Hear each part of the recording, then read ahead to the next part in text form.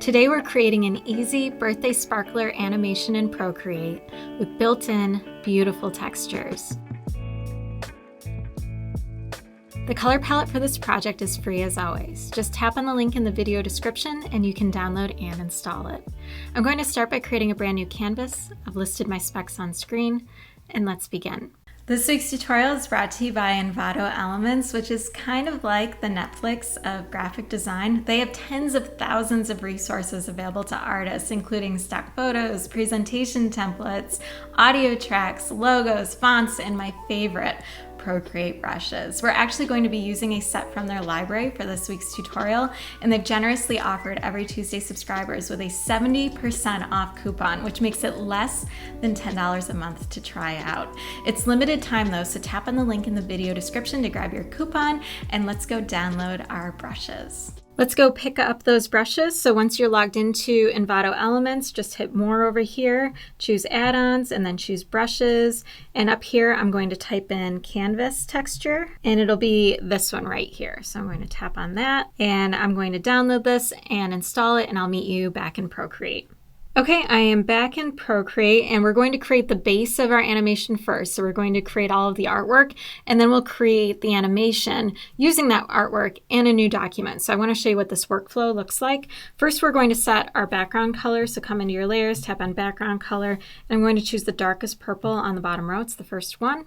Next, we're going to create our little cupcake, and you can use the symmetry tool if you'd like. You can freehand this. I am going to give myself an outline, and then I'm going to fill in those shapes afterwards. So on your layer 1, I'm going to switch my color to the light pink color, and I'll just grab the sketches brush up at the very top. So I'm just going to freehand out this cupcake, but you can get as precise as you'd like. I want this to look just a little sketchier and messier. So there's my rough cupcake. I'm going to center it on my canvas, and I'll reduce the opacity, and now I'm going to use the other texture brushes to fill it in and paint it out. So I'm going to create a brand new layer. I'm going to grab the asphalt brush, reduce my size down to about 5%. I have the lightest pink color selected, and I'm going to do every other one of this cupcake wrapper. Okay, create a brand new layer. I'm going to switch to the dark pink now and paint the in-between ones in. Okay, if I turn off my outline layer, I just want to make sure that I've filled enough in to give the viewer the information they need. Okay, let's paint in the frosting now. So I'm going to create a brand new layer, and I'm going to switch to the lightest purple color. And then I'm going to grab this oil texture brush towards the bottom and then lightly paint in this frosting. So I'm going to use a bunch of strokes for this because this brush mimics frosting pretty well. So I want it to look like it's kind of swirling and going everywhere. I'm going to take this frosting layer and drag it underneath the two painted layers I just made, and now I can turn off my outline layer completely. And I've got my little cupcake, and now I'm going to add some sprinkles onto it, so create a brand new layer. I'm going to switch to the Sketches Smooth brush and grab the light pink color and just give myself a bunch of sprinkles, and then switch to the medium purple color, add some more in, and then the dark purple. And now we need to add in a candle, so I'm going to create a brand new layer up at the very top. I'm going to switch to my dark pink color, and I'm going to increase the size of this brush just a little bit. I'm going to come up to about 50% and just give myself a line that stretches down and into the frosting, and then you can reposition it however you would like. I know that I'm going to have a sparkler on the end of this, so I want to make sure I have enough room between the very top of my canvas and where the top of the last sparkler will be. And I think that this is pretty good. I might move everything down just a little bit. So I'll grab all those layers and just drag it straight down. And then if you'd like to add in a message, I'm going to add in some lettering at the very bottom. So I'm going to create a brand new layer, grab my light pink color. I'll use the Sketches brush for my lettering. I like using the basic grid, so I'll just go to Canvas and toggle on Drawing Guide. Let's change the color of that so I can actually see it on this dark background, and then hit done. That's just to keep my lettering straight. And then I'm going to write Celebrate. You could use a font for this too if you wanted to use typable text We'll turn off the drawing guide. Now that we have the base artwork complete, I'm going to come up here to my wrench and I'm going to hit share and I'm going to export this as a JPEG and just save it to my camera roll. So hit JPEG and then right here, hit save image. This will save it directly to your camera roll. Now I'm going to create an additional canvas in Procreate that it's size, the exact same size as this one. I've got that brand new canvas, so now we're going to put what we just created on this canvas. Hit the wrench, go add, insert a photo, and grab that image. And since it was the same size canvas, it's just going to pop into place and we are good to go. Now I'm going to create a brand new layer right above this layer, and I'm going to hit the wrench and go to Canvas and toggle on Animation Assist. Now you can see that this got a little bit dimmer when you did that. And what we want to do is define the artwork that we created as our background layer, which means it's ever present throughout our animation. So you can see each one of these frames down here of our animation corresponds directly with our layers palette. So you can see we've got a frame that matches this layer with our artwork, and we've got a frame that matches this brand new layer. So for this very first layer, we're going to tap on the frame down here and then just toggle on background. And now it'll stay present when this next frame is selected. So once this frame is selected, this is where we're going to begin our animation. And I want the sparkler to be glowing right from the very start. So on this layer, I'm going to switch to my darkest yellow color, and we're going to grab this hair smear brush up towards the top, and the size of this is right around 5%.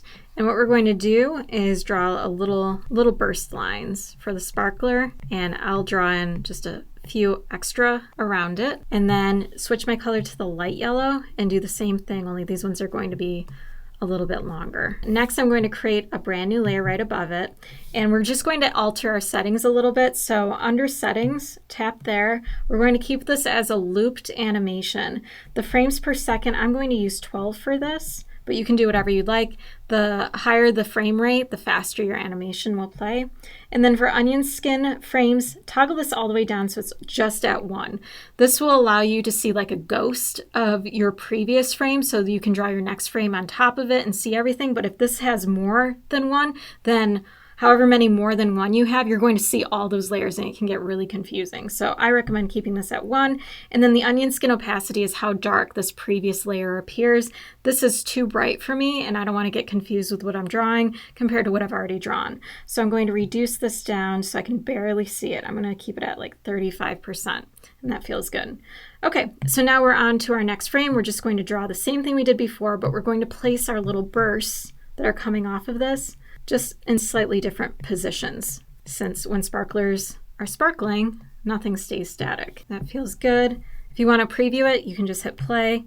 And obviously, we don't have enough frames to make this look really great yet, but once we add in a few more frames, it's really going to start coming to life. So we're just going to repeat this a few more times. So create a brand new layer, just keep adding in these little bursts. Make sure you do both colors on the same layer before creating another layer, and change up where you've positioned some of the little sparks that are flying on each layer compared to the previous layer. It can just be like a little bit different. It doesn't have to be drastically different. It's just enough so we can see a change in movement.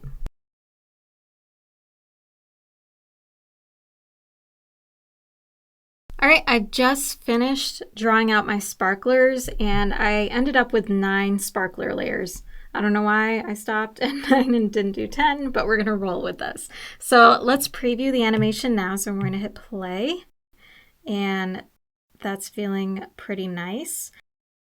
Whenever you're creating an animation that's based off of a central point, it's natural for you to slowly, gradually move further and further away from that point. And I kind of see that I did this a little bit. So I wanna show you how to fix that if it happened to you. For the most part, I stayed pretty consistent because I've done it so many times. I'm like keenly aware of it now. I think it only happened on this last frame. You can see it's a little higher up than my other frames. Like these ones are a little closer. So I'm going to select that frame. You can toggle through nice and slowly if you want to preview your animation that way too. So I'm going to come to that last frame, select it, and just tap down a couple of times because I don't need it to be too drastic. I just need a couple of taps closer, and then I can play it and see if It definitely stays more centrally located now. It feels more consistent on that loop. So I'm going to hit pause. I did change my frames per second down to 10. I felt like a little bit slower of an animation was working better for me. If you want to preview it, I like moving it over here, play it, and then open up your settings and you can adjust your frames per second so you can see what speed you would like. The higher the frames per second, the faster your animation is going to play. So I brought it down to 8 and I really like that. I could go either way, 8 or 10. I felt like 10 was a nice little middle ground between the 12 that I started with. The last thing I want to mention is if you plan on posting this to Instagram, you need to make sure that it's going to be at least 3 seconds long. If you're posting this onto a website as a looping GIF, then you're fine. You're good to go. You can just export this as a GIF. But if you're posting to Instagram, you have to export it as an MP4 in order for it to loop continuously. Instagram recognizes the GIF format as a graphics format, not an animation format, even if you export it as an animated GIF. So right now, this animation is definitely not 3 seconds long. It's probably not even a second long. So there's a few things we can do to lengthen the animation. The first one would be to just draw a bunch more frames. The more frames you have, the longer your animation is going to be. Another thing you can do is what we were doing, adjusting the frames per second. If you're pretty close to 3 seconds and you don't want to draw any more frames, just reduce the frames per second and that will give you a longer animation. So sometimes that can be really helpful. And then the last one is a little bit more complicated, but it reduces the amount of actual drawing or work that you have to do. So I'm going to show you how to do that next. So what I'm going to do is group all of these sparkler layers, and then I'm going to toggle it up. I'm going to duplicate that group. I'm going to duplicate it again and duplicate it again. I feel like 4 duplications should be enough.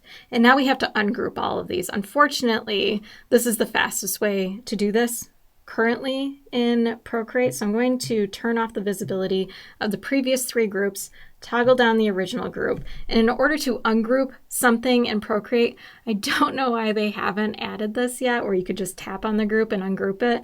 In order to ungroup, you have to select all the contents within a group and then drag them outside of that group and then delete that group. And now these are ungrouped. So not cool, Procreate. Hopefully they fix that later on.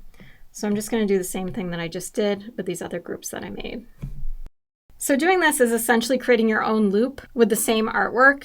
So we've created additional layers to make it a lengthier animation by using the same layers we already had in a looping fashion. So now it's going to play through all of these layers and then re-loop through them again. So it's like loops within loops. So let's play this through, and now you can see it's definitely a lengthier animation. If you're watching the frames down here as they cycle through, I think we're probably going to have 3 seconds now. And in order to test that, I always make sure that it's 3 seconds before I'm completely done with anything. So let's export this, come up to the wrench, hit share, and then choose animated MP4. And the screen will pop up. You can still adjust your frames per second right here before you export it if you'd like. I always go with max resolution. You can see this is a pretty small file size to begin with. So I'm going to hit export, and then I'm going to save the video to my camera roll. So I'm in my camera roll right now, and you can see here's my animation, and in the lower right corner, you'll notice how long that animation is. And I'm at 4 seconds right now, so I'm good to go. And I can tap on this, and because I exported it as an MP4, it's only going to cycle through once because it's not an animated GIF. But if you post it on Instagram, then it will continuously play. If you enjoyed this tutorial, please hit the like button, subscribe, and I will see you next time.